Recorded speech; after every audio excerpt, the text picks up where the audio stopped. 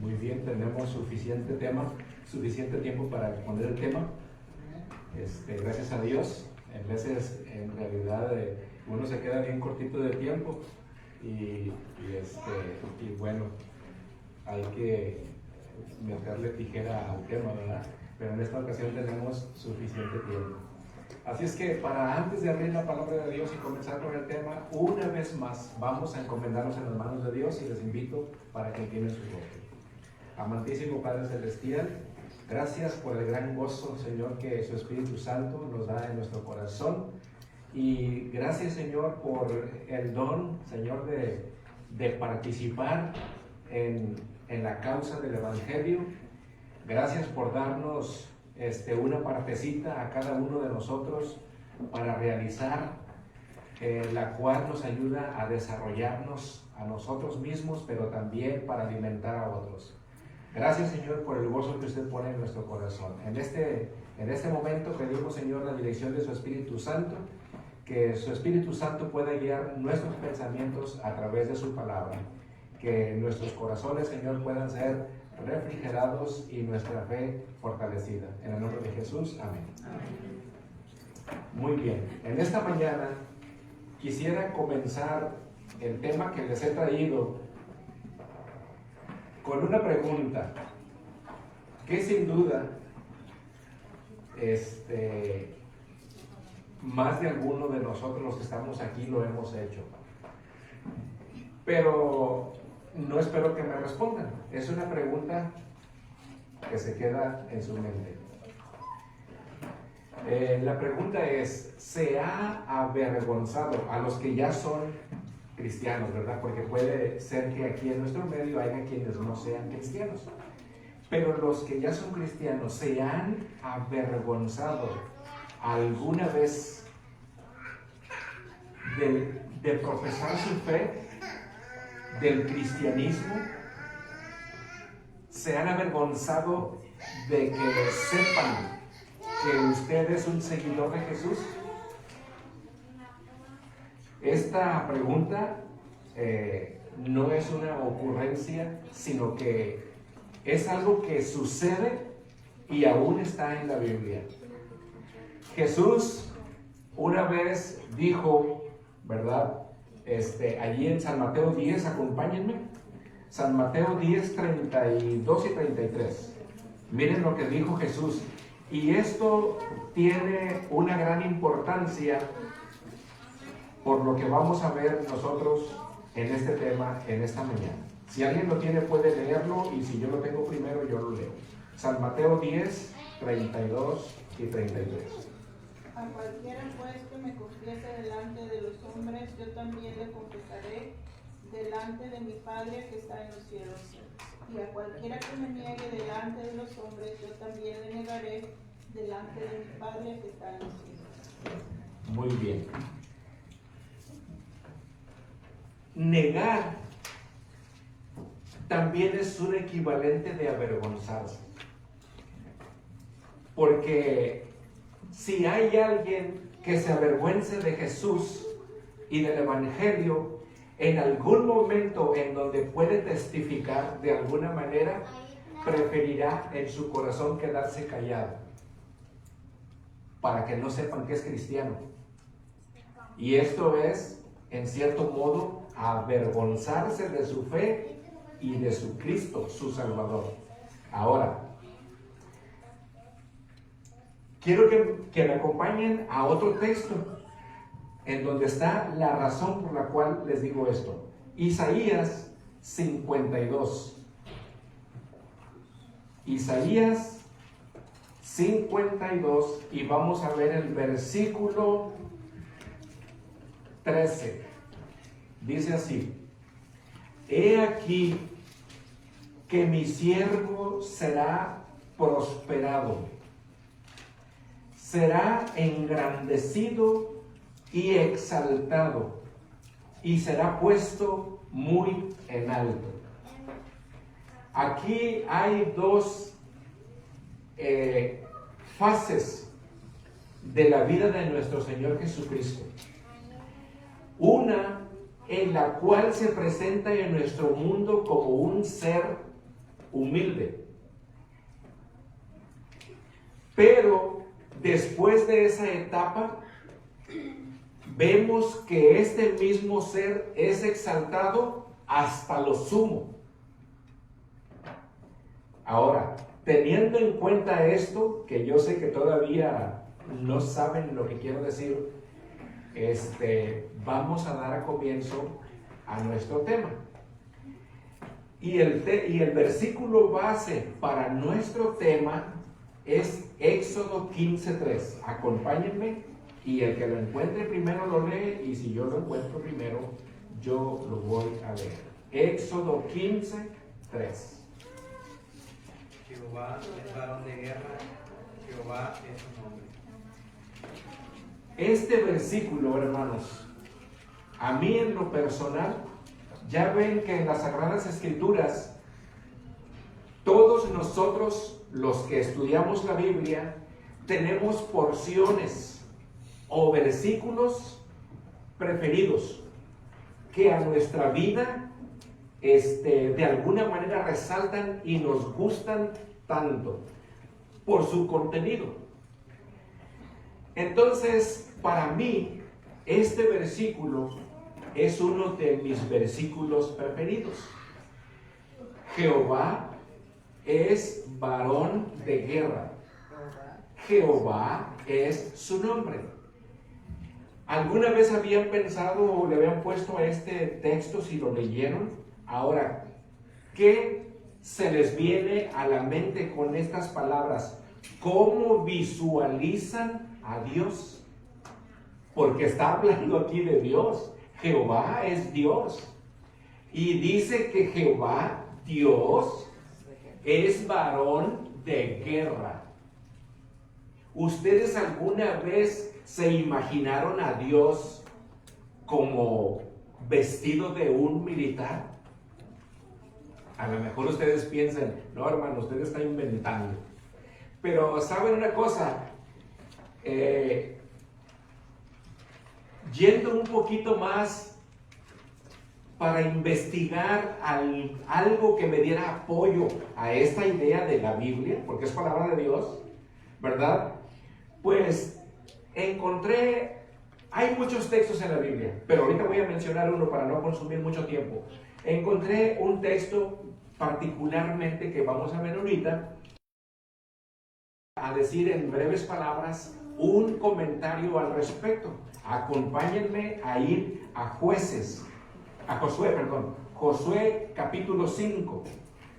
Vamos a aplicar el mismo método. El que lo tenga primero ya sabe. Josué 5, 13 al 15. Allí se relata una experiencia maravillosa. Bueno, dice aquí, estando Josué cerca de Jericó, siga hermano, recio, para que todos lo oigan. Léalo. ¿Quién lo está leyendo? ¿Sí? Léalo. Dice que alzó sus ojos y vio un varón que estaba delante de él, el cual tenía una espada desvainada en su mano, y Josué, yendo hacia él, le dijo: ¿eres de los nuestros o de nuestros enemigos? Y él respondió: no, más como príncipe del ejército de Jehová he venido ahora. Entonces Josué, postrándose sobre su rostro en tierra, le adoró y le dijo: ¿qué dice mi señor a su siervo? ¿Sigue el 15, hermano? ¿Al 15 también? Sí. Y el príncipe del ejército de Jehová respondió a Josué: quita el calzado de tus pies, porque el lugar donde estás es santo. Y Josué así lo hizo. Ahora miren, hermanos, miren lo que vamos a ver ahorita. Estamos hablando qué imagen le traen las palabras de Éxodo 15:3 de Jehová es varón de guerra. Y si usted lo había visto así en ese porte, ¿verdad? A Dios, si lo había imaginado. Y estamos hablando de que vamos a ver si hay otras porciones de la Biblia que apoyen esta idea, esta figura, esta ilustración, y las hay muchas. Ahora, un comentario respecto de esto que acaba de leer nuestra hermana es este. La hermana de White dice, lo que les voy a comentar, ¿verdad? Todo este comentario que les voy a decir está basado en la Biblia, es bíblico, pero ella lo detalla un poco más. Por eso voy a echar mano de ese comentario. Dice, y nosotros sabemos que una de las primeras responsabilidades de Josué era conquistar la ciudad de Jericó.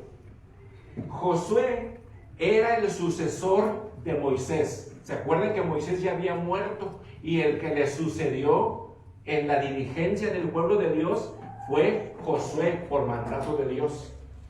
Ahora, a esta altura, desde Éxodo 15:3 hasta esta lectura que tuvo la hermana, habían pasado más o menos 40 años y el pueblo de Dios estaba para entrar a conquistar la tierra prometida de Canaán. Así es que, aunque pasaron 30 años, el que dirigía a este pueblo que lo sacó de Egipto y que lo estaba introduciendo allí, ¿quién era? Era Jehová. Era Jehová Dios quien lo estaba dirigiendo al pueblo a través del liderazgo de Moisés y de Josué. Ahora miren, dice Josué, dice la hermana de Juan que cuando Josué estaba pensando en cómo iba a tomar a Jericó, dice que salió del campamento a las orillas de Jericó para orar y meditar y pedirle a Dios que se manifestase de una manera especial para que él confiara que Dios estaría con ellos. Y mientras Josué pensaba y oraba en esto, de pronto sucedió lo de aquí. Dice que alzó sus ojos y entonces miró a un ser de gran altura, de porte imponente, de aspecto imponente. No solo eso, dice la sierva del Señor que él estaba vestido con atuendos militares y que tenía una espada desenvainada como en actitud de combate. Me gusta el acento que le puso la hermana en la lectura, porque así debemos de leer. Respetar comas, puntuación, interrogaciones, exclamaciones, porque esto hace que la lectura y el mensaje sea claro. Felicidades, hermano. Ahora, allí dice que cuando Josué vio a este personaje, Josué, al ver a este personaje, la actitud que tenía, obviamente que Josué avanzó rápidamente hacia él. Y a la vez que le preguntaba, ¿eras de los nuestros o de nuestros enemigos?, Josué ya iba llevando la mano a la espada para pelear. Así es que cuando Josué escucha la respuesta del ángel que le dijo no, sino como príncipe del ejército de Jehová he venido ahora. En ese momento, como Josué era un servidor de Jehová también, y el que estaba enfrente de él era el príncipe de Jehová, inmediatamente se postró en tierra y le dijo: ¿qué dice mi señor a su siervo? Ahora, las siguientes palabras nos dicen quién era el personaje que estaba enfrente de Josué. ¿Qué le dijo el príncipe? Quita tu calzado de tus pies, porque el lugar en el que estás santo es. Esto quiere decir que ese príncipe no era otra persona sino Jehová Dios. Ahora, esta figura, hermanos, como les vuelvo a repetir, para mí es una figura muy bella, que a mí en lo personal me inspira mucha confianza, porque así como Josué tenía batallas que pelear y victorias que obtener, así nosotros en nuestra vida cristiana. Y así como Josué, así como Dios se apareció en persona a Josué, Dios a través de su palabra nos ha dado testimonio de que Él va a estar con nosotros en todo momento y especialmente en los momentos en los que nosotros tenemos que enfrentar las batallas de nuestra vida. Ahora, aunque ya vimos quién es este personaje, yo quiero hacer nuevamente la pregunta, porque este personaje es un personaje que sin duda cuando lo descubramos, y yo sé que entre algunos ya habrá quienes lo saben, pero los que no, se van a maravillar y van a ver una luz más grande que la que ya habían visto en este texto. ¿Quién es realmente el personaje descrito en Éxodo 15:3? ¿Quién es realmente? Miren, les platico de mi vida. Cuando yo estaba niño y hasta cierta edad de adulto, cuando yo leía la Biblia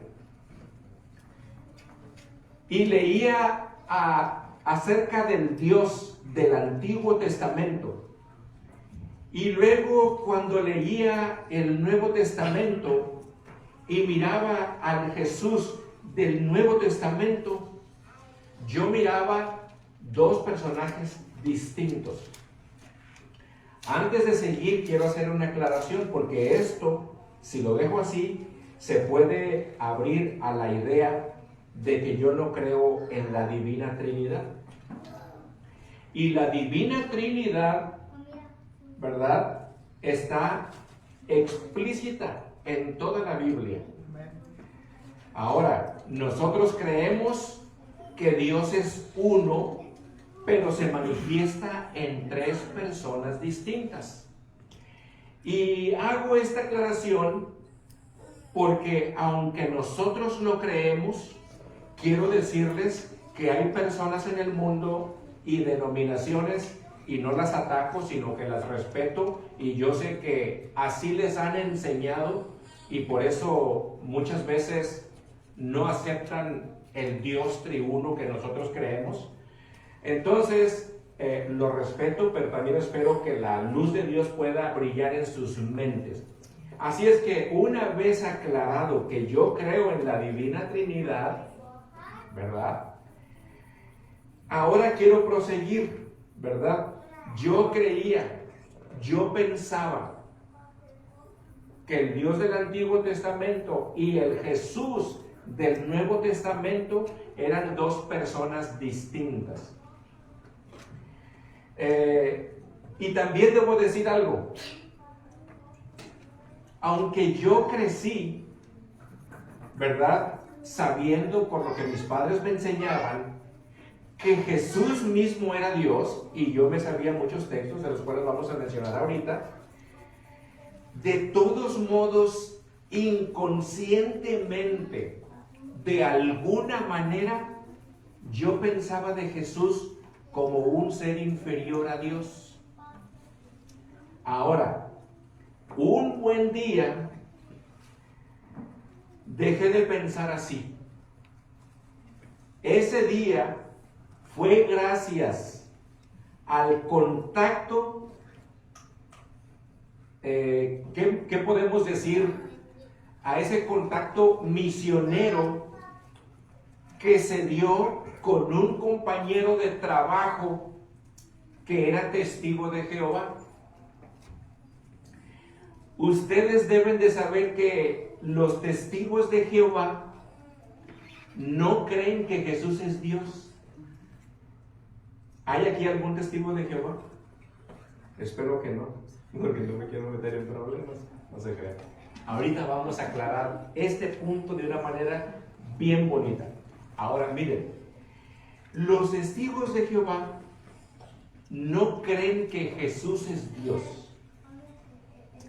Así es que cuando este compañero de trabajo y yo,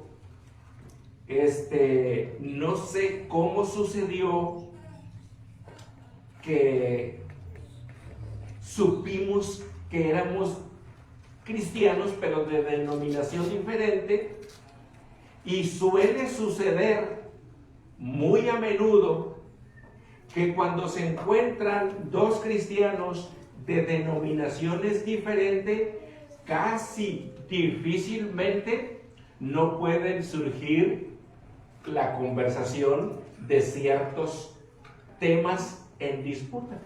Es muy difícil. Solo que de pronto él y yo nos vimos envueltos en esa conversación de que si Jesús era Dios o no. Entonces, él me decía algunos textos bíblicos y yo le decía otros para comprobarle que Jesús era Dios. Y yo quiero compartir con ustedes porque quiero que les quede bien en claro que Jesús es Dios. Pero luego vamos a ver cómo este Jesús es un ser maravilloso. Miren, uno de los textos que yo le mostré a mi amigo y mi hermano es Colosenses 2:9. Acompáñenme y vamos a leer en Colosenses 2:9 para ver qué dice allí. Y ese texto en verdad es muy claro, no da lugar a dudas. Colosenses 2:9, el que lo tenga primero. Y dice de la siguiente manera. Dice, porque en él habita. Para que tengan contexto vamos a leer el 8. Mirad que nadie os engañe por medio de filosofías y huecas sutilezas, según las tradiciones de los hombres, conforme a los rudimentos del mundo y no según Cristo. Porque en él, en Cristo, habita corporalmente toda la plenitud de la deidad. ¿Qué dice este texto? Que es inspiración del Espíritu Santo con el apóstol Pablo para que fuera transmitido este mensaje a nosotros. ¿Qué dice? Que Jesús plenamente, totalmente es Dios. Vaya conmigo a Juan, al Evangelio de Juan, capítulo 1, y el versículo del 1 al 3. Y miren lo que dice allí. En el principio era el verbo. ¿Quién es el verbo? Cristo, ¿verdad? Y el verbo, dice, era con Dios, o estaba al lado de Dios, ¿verdad? Y dice, ¿y el verbo qué? ¿Se dan cuenta? Y podemos leer más, pero hasta allí está bien. Una vez más, la Escritura, las Sagradas Escrituras, están diciendo que Jesús es Dios y habitaba con el Padre desde la eternidad. Antes de seguir, yo quiero preguntarles a ustedes, y no me contesten. Dice, ¿cuántas pruebas se necesitan para entender que una enseñanza, que una doctrina está equivocada, que es errónea? ¿Cuántas pruebas? Una nada más. No necesita 2, 3, 15, 20, no más una. Nada más una. Aquí ya van dos textos. No vamos a ir más, pero les digo así de rapidito. Miqueas 5:2, ¿verdad? Les digo otro, Isaías 9:6. Les digo otro, la misma porción que leímos ahorita de Josué 5, del 13 al 15. Y muchas más que les puedo decir que nos dicen claramente que Jesús es Dios. Sí, ahora miren, después de varios días que platicamos él y yo, y que por cierto, a todas las citas que yo le exponía, cerraba su mente, cerraba a aceptarlo cuando es muy claro. Un día, todavía siguiendo yo investigando, encontré un texto que según mi criterio era uno de los más contundentes, que me llevó a donde empezamos con nuestro tema, en Éxodo 15. Pero no Éxodo 15, más bien Éxodo como desde el capítulo 3, donde se habla que Moisés fue ante Faraón para pedirle permiso de que dejara al pueblo de Dios ir a adorarlo al desierto hasta que el pueblo de Dios fue entronizado. Miren, vayan conmigo a 1 de Corintios 10, del 1 al 4. Y fíjense lo que dice allí. Dice, porque no quiero, antes de seguir, alguien busque por favor Éxodo, me parece que es Éxodo 13, 21 y 22. Vamos a ver.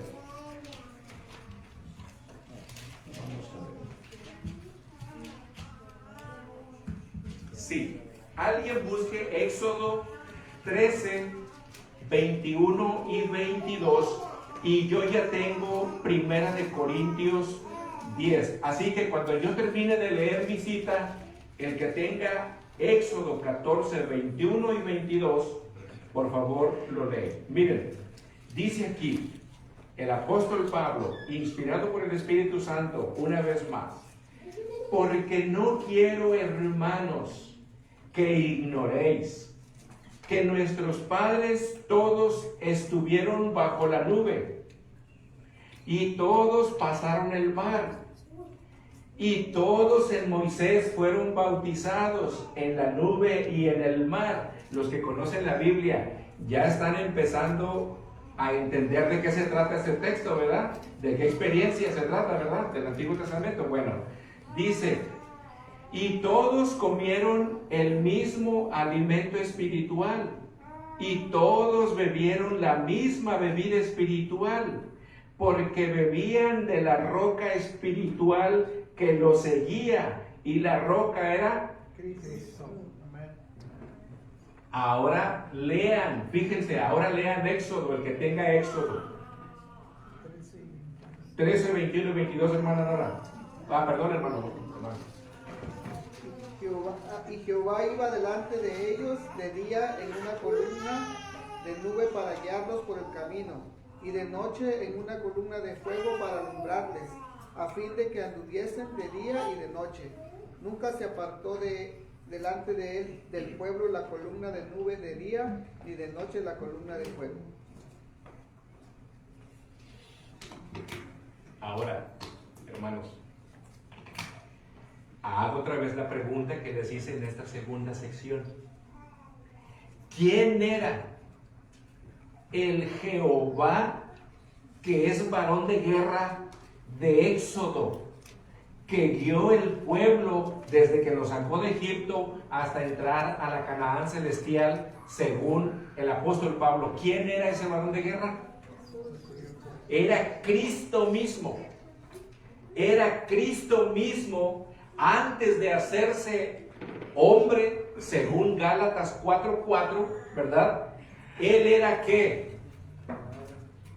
El Dios del Antiguo Testamento. Y esto es realmente maravilloso. ¿Qué reacción creen ustedes que tuvo mi hermano, mi compañero de trabajo cuando yo le mostré este texto? Igual que siempre, nada más, no, hombre, se vio y dio la espalda. Hermanos, hago una pregunta, no la contestan. ¿Por qué yo vi tan clarito a este personaje del Nuevo Testamento fundirse en uno con el del Antiguo Testamento? Porque el testimonio bíblico es bien claro. Nos está diciendo quién es realmente Jesús. Jesús es el Dios todopoderoso del Antiguo Testamento. Cuando yo vi esto, les vuelvo a decir, yo había visto esa cita del Dios del Antiguo Testamento todopoderoso moverse de una manera tan maravillosa, y eso me gustaba tanto. Y cuando veía al Jesús del Nuevo Testamento y sus actos maravillosos, bondadosos, también me llenaban de mucha alegría. Pero cuando descubrí que este Jesús en realidad era el Jehová del Antiguo Testamento, para mí Jesús adquirió una doble admiración. Fue sobremanera importante, grande para mí. Cuando yo estaba joven, yo tenía, ya vamos a terminar. Cuando yo estaba joven, de alguna manera llegó una revista a mis manos. Esa revista tenía un cuadro del rostro de Jesús. Ese rostro de Jesús tenía también un pensamiento que decía: el Cristo que me agrada recordar. Cuando yo miraba ese cuadro, obviamente yo meditaba y pensaba en todo lo que Jesús era y lo que dicen los evangelios.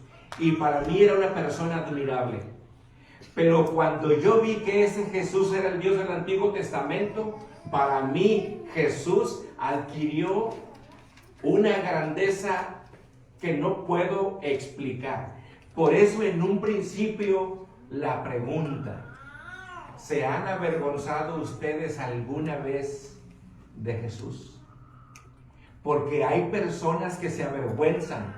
Y una vez haciendo obra misionera encontramos a un hombre que dijo: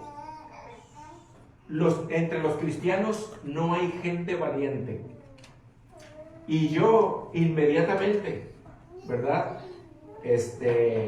Y amablemente, recordando los primeros cristianos, cómo sufrieron persecución y con valor cumplieron con lo que con lo que Jesús les había mandado. Y los que han leído el conflicto de los siglos, las grandes batallas que libraron los héroes de la fe, hermanos, derramaron hasta su sangre. Y luego este hombre dice: entre los cristianos no hay valientes. Yo le dije, no, ¿sabes qué? Entre los cristianos hay gente muy valiente. Y hay gente muy valiente porque saben quién es su líder. Saben quién es su líder. Si usted sabe quién es su líder, usted no se va a avergonzar. Usted va a testificar con poder, con convicción, porque usted sabe que su líder es un líder poderosísimo. Ahora, hermanos, yo me quedé pensando, ¿por qué él no pudo ver tan claramente lo que yo vi tan claramente? Y esto tiene una explicación. ¿Saben la explicación en dónde se encuentra. Se encuentra en lo que sucedió un poco después de que Lucifer fue creado. En algún momento después de su creación, él cayó en pecado, pero les voy a decir cómo estuvo. La Biblia, en Ezequiel 28, del 12 en adelante, Isaías 14, del 12 al 14 también me parece, allí se narra que Lucifer era un ángel poderoso, era un ángel hermoso, era un ángel muy inteligente, pero de algún cierto modo él se miraba que era superior a los demás ángeles. Dice que una luz especial resplandecía sobre su rostro que lo hacía verse diferente a los demás. Pero también dice el espíritu de profecía, como la Biblia, ¿verdad? En Filipenses 2, del 5 en adelante, dice que Jesús era el capitán de las huestes angélicas, incluyéndolo a él. O sea, Jesús estaba por encima de él, de Lucifer, el querubín protector poderoso, grande, inteligentísimo. Él estaba por encima de él. Y dice el espíritu de profecía, como lo dice la Biblia, que Lucifer poco a poco fue adueñándose de varias actividades que solamente le pertenecían a Jesús. Solo que él estaba ya cruzando la línea de lo que a él le correspondía. Y entonces Dios, sin duda alguna, para enseñarle a él y marcar la diferencia, dice que hizo reunir a toda la hueste angélica y que entonces les dijo: Jesús es mi hijo, todos deben de rendirle honor y gloria como se me rinde a mí. Y esto a Lucifer no le pareció. Él creyó que él debía ser honrado como Dios. Esto concuerda con lo que está en Ezequiel y en Isaías. Él creyó que debía ser igual que Dios. Y entonces, como no se le aceptó porque no era Dios, sino era una criatura, era un ser creado y por lo tanto inferior a Dios, entonces él se llenó de odio y de ira contra el Hijo de Dios. Y entonces nosotros ya sabemos que después de esto se desencadenó una batalla en el cielo. Y que Lucifer y los ángeles que estaban de su parte con su mismo pensamiento, pues fueron echados del cielo.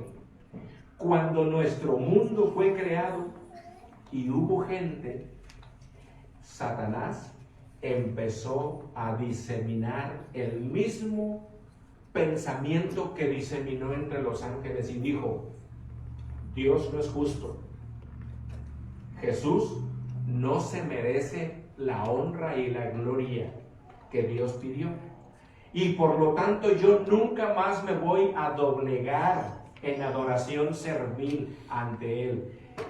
Y entonces empezó, ¿verdad?, a difamar el nombre de Dios y a distorsionar las prerrogativas de Jesús, de tal manera que entre los hombres ahora se mueve el pensamiento de que Jesús no es Dios, porque Satanás ha tratado de quitarle la honra y la gloria que Jesús como Dios se merece.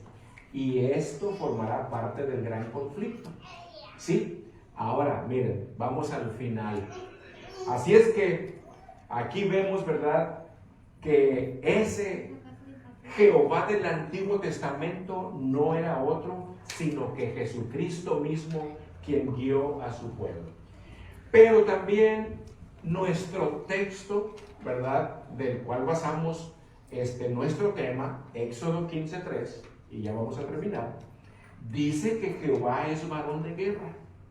Por lo tanto, vamos a hablar un poquito, brevemente, las guerras que este personaje ha tenido a través de la historia del universo y las tendrá hasta el final. Y por falta del tiempo no vamos a ir a los textos, pero se los voy a mencionar.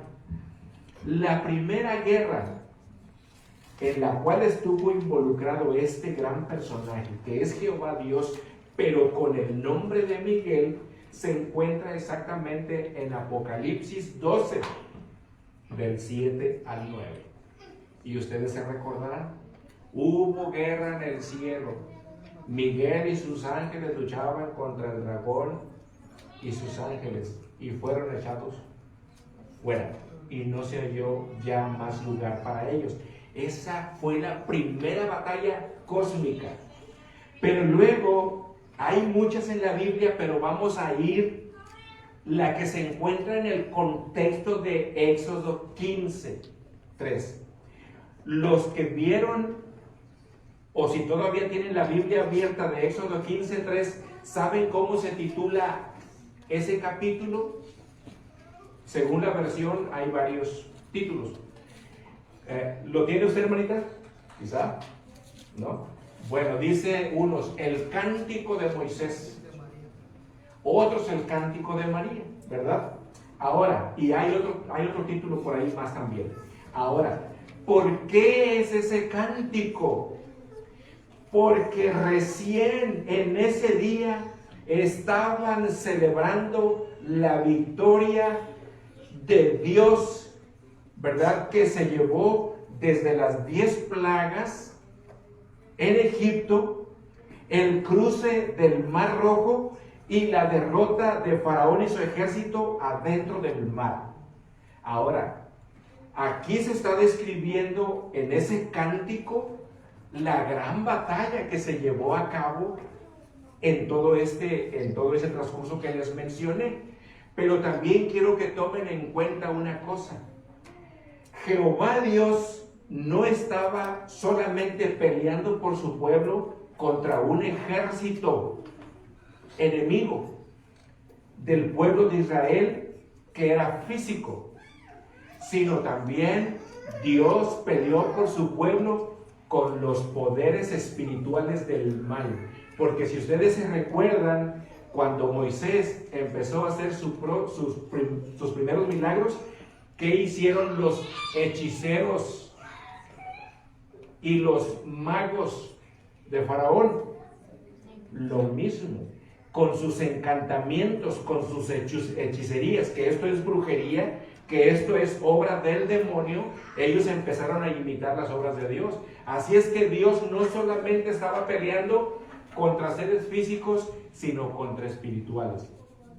Pero claro está, así como en la guerra, en la primera guerra cósmica, Jesús con el nombre de Miguel ganó esa primera batalla, igualmente ahora con Faraón gana la segunda batalla. Pero hay otra que me encanta, otra. Ustedes se recuerdan una declaración de los ángeles cuando vieron a los pastorcitos que estaban esperando la venida del Mesías.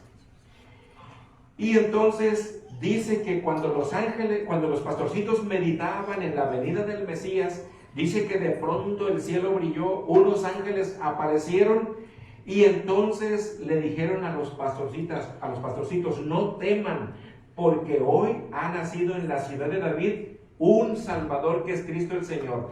Y luego, entre las cosas que le dijeron, vayan y van a encontrar al niño envuelto en pañales. Ahora, esta es una de las batallas más épicas que ha realizado este ser maravilloso que es Cristo nuestro Señor. Aquí Él viene y pelea esta batalla como hijo del hombre. Dice Hebreos 2:14, acompáñenme porque esta es una figura maravillosa y no quiero dejarla pasar, porque allí en la supuesta victoria de Satanás es donde realmente gana nuestro Señor Jesucristo. Si alguien lo tiene puede leerlo, Hebreos 2:14, y yo lo tengo ya. Dice: así que por cuantos los hijos participaron de carne y sangre, Él también participó de lo mismo para destruir por medio de la muerte al que tenía el imperio de la muerte, esto es, al diablo. Ahora miren, esto es extremadamente maravilloso. ¿Cómo es que a través de la muerte vas a vencer al que tiene el imperio de la muerte? Aquí hay mucho de lo que hablar, pero no vamos a entrarnos allí porque nos va a consumir mucho tiempo. Pero yo quiero presentarles ante ustedes una figura y también la voy a explicar en breve. Miren, espero que sea apropiada, la hago para que me entiendan. Ustedes tal vez habrán visto alguna vez una película en donde se menciona el caballo de Troya, ¿verdad? ¿Sí la han visto alguna vez? Bueno, en este caballo de Troya, ¿verdad? En esta historia hay algo interesante. No me acuerdo, parece que eran los persas o no me acuerdo quiénes son los que estaban con los troyanos. El asunto es que cuando estaban en batalla, ¿verdad? Y todavía no se decidía la victoria, ¿verdad? En algún momento idearon, ¿verdad? El enemigo hacer un caballo para meterse adentro de él y que pensaran los troyanos que ese caballo era como una ofrenda para ellos, porque los enemigos iban a fingir una retirada. Así es que hicieron este caballo, ¿verdad? Y adentro metieron unos hombres, unos guerreros, y entonces los troyanos, al ver el lugar vacío, sin soldados enemigos, pensaron que ellos habían vencido. Y entonces se preguntaron, ¿y eso? Algunos dijeron, es una ofrenda para nuestros dioses, porque los hemos derrotado. Y otros decían, no, quemémoslo, porque podría haber peligro. Al final, los troyanos tomaron el caballo y lo introdujeron dentro de la ciudad. Y una vez que llegó la noche, una vez que ellos habían festejado y después que llegó la noche y se fueron a descansar, entonces el enemigo sale de dentro del caballo y toma la ciudad y la incendian, y entonces los enemigos vienen para tomarla y destruirla. Así los enemigos de Troya destruyeron a Troya. Esto lo estoy refiriendo como una imagen de lo que Jesús hizo. Jesús, según allí, les voy a explicar esto. Desde que la muerte entró en nuestro mundo, la tumba, la muerte, se consideró como la cárcel de Satanás, de la cual ninguno podía salir. Pero cuando nuestro Señor Jesucristo vino a nuestro mundo y vivió una vida sin pecado, y después fue crucificado, muerto y puesto en la tumba, como Él no pecó, a los 3 días de haber muerto, ¿qué pasó? Resucitó. Pero no solamente eso, sino que a Satanás que era el carcelero, el que tenía el imperio de la muerte, dice que le quitó las llaves y ahora Jesús tiene poder sobre la muerte y el Hades. Apocalipsis 1:17 en adelante, Jesús le dijo a Juan cuando se le apareció: no temas, yo soy el primero y el postrero, el que vivo y estuve muerto, y tengo las llaves de la muerte y del Hades. Ahora nosotros no tenemos nada por qué temer, porque tenemos un guerrero que vino y venció al más grande de los enemigos, que tenía no solamente el cielo, sino también la tierra. Para concluir, quiero comentarles solamente dos más. Apocalipsis 19 y Apocalipsis 20. Allí se nos narra el regreso para la conquista final de nuestro Señor Jesucristo, y allí se le llama como el Verbo de Dios que viene montado en un caballo blanco con un gran ejército. Y luego en Apocalipsis 20 nosotros vemos el desenlace final después del milenio, en donde los malos, los impíos, son derrotados y consumidos para siempre. Ahora, la pregunta, hermanos, ¿qué les parece que es este ser maravilloso de nuestro Señor Jesucristo? ¿Ustedes creen que nosotros, después de haber visto esto, podamos avergonzarnos de Él? En ninguna manera. Él, a través de sus batallas, ha ganado un nombre que es sobre todo nombre. Y ojalá que nosotros nos conservemos durante toda nuestra vida, a pesar de las batallas que tengamos que enfrentar, de su lado. Y si nosotros así lo hacemos, como Él dijo: el que me confesare, yo también lo voy a confesar en aquel día delante de mi Padre que está en los cielos. Amén. Que Dios los bendiga.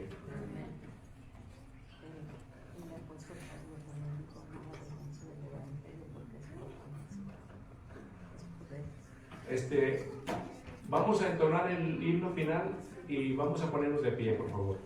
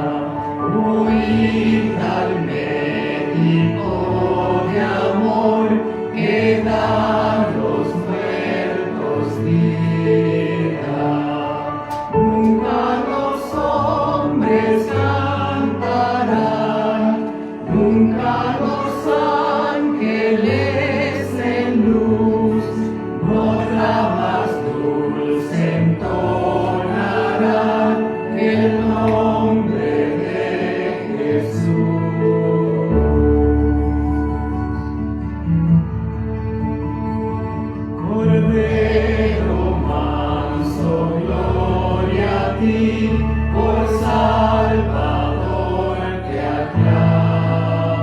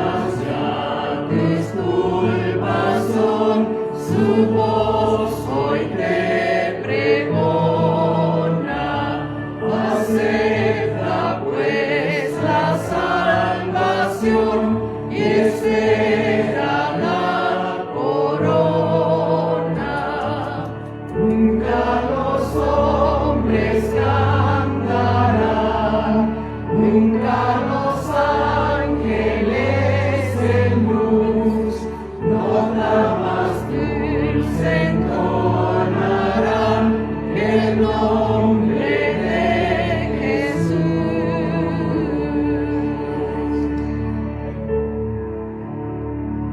Y cuando al cielo del Señor con él nos elevemos, arrebatados en su amor, su gloria cantaremos. Nunca los hombres cantarán, nunca los ángeles en luz, nota más dulce entonarán el nombre de Jesús.